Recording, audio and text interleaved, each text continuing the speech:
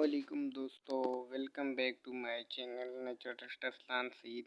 तो दोस्तों, जैसा कि हमने अपना चैप्टर इम्यूनिटी वाला शुरू किया हुआ था, तो आज का इंशाल्लाह ये इम्यूनिटी वाले चैप्टर का आखिरी लेक्चर है। तो इसमें हम इम्यूनिटी की जो मेन टाइप्स इम्यूनिटी की है वो डिस्कस करेंगे। तो यहाँ पर हमारे पास जो है टाइप्स ऑफ इम्यूनिटी में आप देख सकते हैं, सबसे पहले हमारे पास आ जाती है एक्टिव इम्यूनिटी और उसके बाद हमारे पास आ जाती है पैसिव इम्यूनिटी। एक्टिव इम्यूनिटी की अगर हम बात करें, इसके नीचे डिटेल लिखी हुई है। An antigen enters the body and immune response occurs and antibodies are produce by plasma. ऐसी इम्यूनिटी जिस एंटीजन जो है बॉडी में एंटर होते हैं और इम्यून रिस्पॉन्स को एक्टिवेट कर देते हैं एंड एंटीबॉडीज प्रोड्यूस और एंटीबॉडीज जो है प्लाज्मा से प्रोड्यूस होना शुरू हो जाती हैं। उस इम्यूनिटी को जो हम कहते हैं वो हमारे पास एक्टिव इम्यूनिटी आ गई। तो पैसिव इम्यूनिटी की अगर हम बात करें, immunity gained without an immune system. ऐसी इम्यूनिटी जो हमारा इम्यून सिस्टम खुद क्रिएट नहीं करता उसको हम कहते हैं पैसिव इम्यूनिटी। और ऐसी इम्यूनिटी जो हमारा इम्यून सिस्टम एक्टिवेट करते हैं उसको हम कहते हैं एक्टिव इम्यूनिटी। तो एक्टिव इम्यूनिटी की हमारे पास जो कि 21 में आ गई, वो हमारे पास आ गई जी नेचुरल इम्यूनिटी भी आ जाती है। उसके बाद हमारे पास आर्टिफिशियल इम्यूनिटी भी आ जाती है।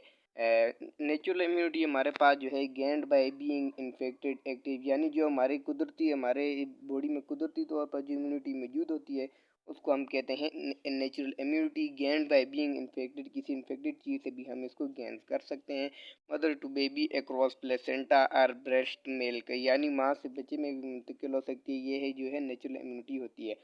उसके मुकाबले में हम जो आर्टिफिशियल इम्यूनिटी को देखें, गेंड बाय वैक्सीनेशन, ये वैक्सीनेशन के ज़रिए हम हासिल करते हैं।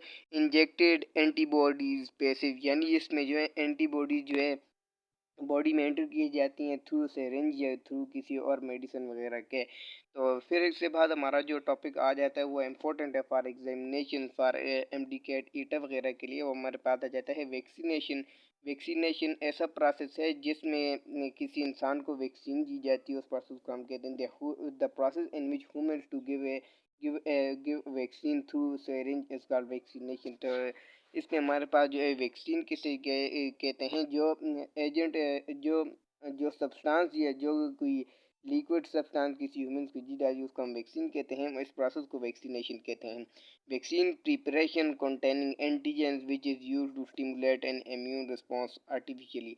वैक्सीन जो है, इसमें जो है वैक्सीन को प्रिपेयर करने के लिए हमारे पास जो एंटीजन मौजूद होते हैं जो हमारी जो है इम्यून सिस्टम को एक्टिवेट करते हैं आर्टिफिशियली। इट में contains antigens in the form of flavour और dead microorganism harmless toxoid surface antigen. इसमें जो है बहुत सी एंटीजन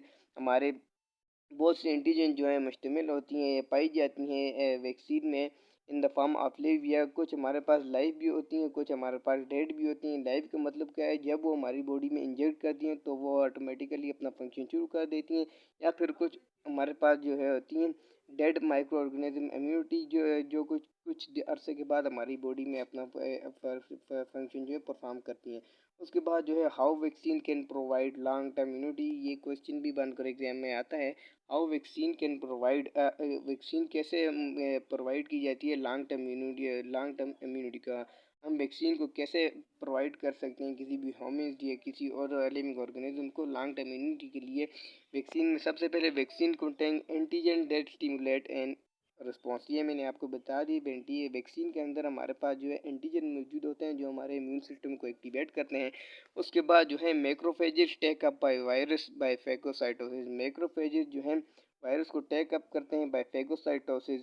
फैगोसाइटोसिस का फिनोमेना भी मैंने आपको बताया था पिछले लेक्चर में। अगर आपने वो लेक्चर नहीं देखा तो आप सबसे पहले जाकर वो लेक्चर देखें फिर कंटिन्यू करें। And act as antigen presenting cell, और एंटीजन प्रेजेंटिंग सेल यानी एपीसी के तौर पर काम करते हैं।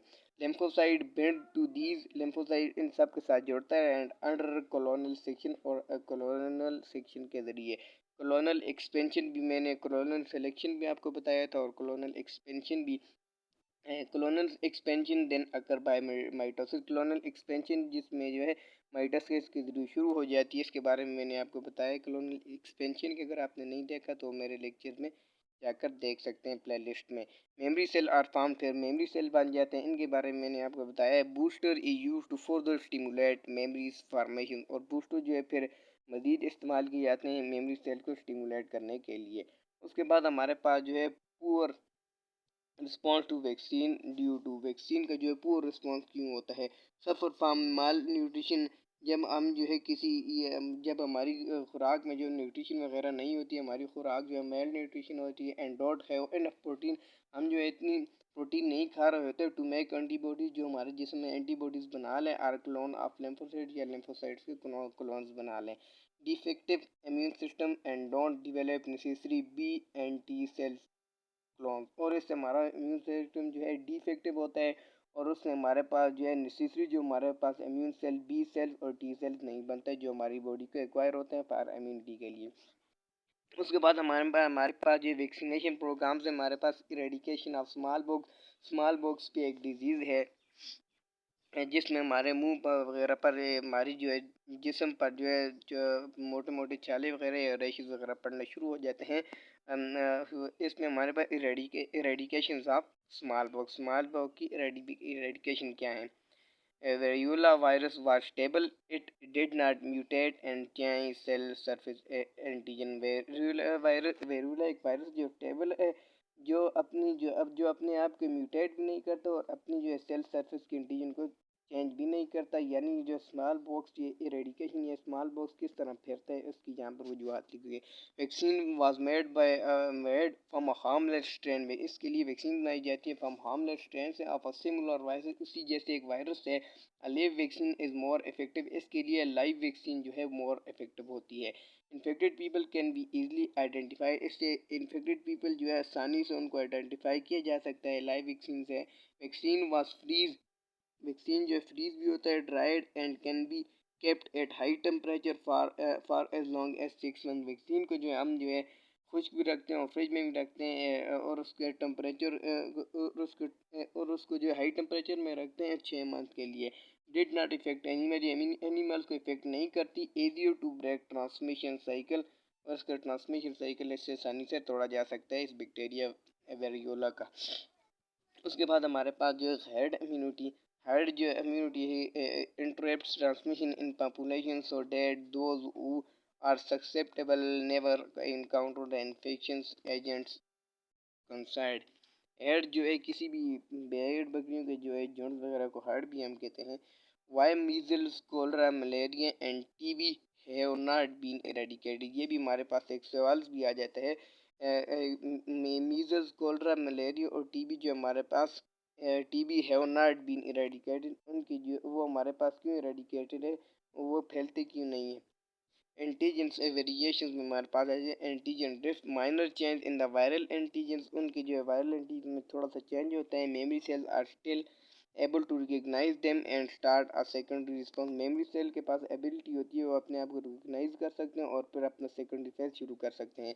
एंटीजन शिफ्ट में major change in antigen structure में एंटीजन की शक्ल में शेप में हमारे पास जो है बड़ा चेंज आता है। Currently there are no effective vaccine for disease, currently इसके लिए कोई डिजीज अकर नहीं होती। Caused by protoctist as they are eukaryotes with many more genes, for example malaria, each stage has its own antigen. उसके बाद हमारे पास जो आता है measles, poor response by measles में क्या होता है, poor response by some children, ये कुछ चिल्ड्रन के अंदर जो है रिस्पॉन्स अपना परफॉर्म करती है। Need several booster shots, cholera many strain में, malaria too many stages, antigen एक वेरिएशन।